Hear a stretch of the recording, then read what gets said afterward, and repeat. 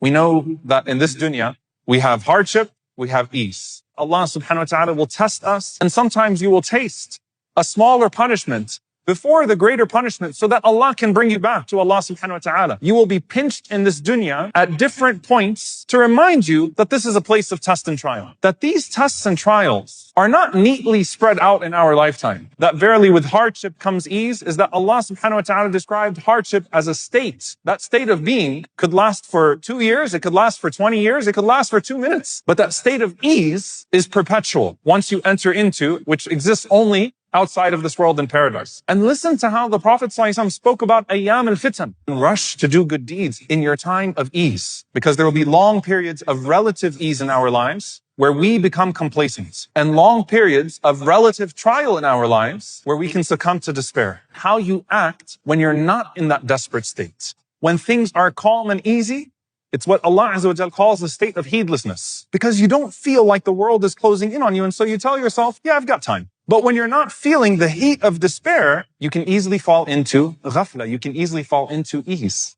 These are 3 things. Badiru bil a'mal. Rush to do good deeds in your times of ease as if it's a time of hardship. Number 2, ta'arraf ila Allah. Do the actions where you get to know Allah subhanahu wa ta'ala, where you read Quran in quiet, where you make dua in ease, where you do dhikr in ease, and you connect yourself to Allah. Because that's the only way that you'll be able to trust Him when you can't trust your senses because you don't see an end in sight during the trial. Number 3, Allah is in the service of the believer so long as the believer is in the service of his brother. When you're in that state of ease, make sure that you're a source of ease for someone else, because then Allah subhanahu wa ta'ala will continue to be in your aid even when your times are no longer easy. Worship Allah until death comes to you.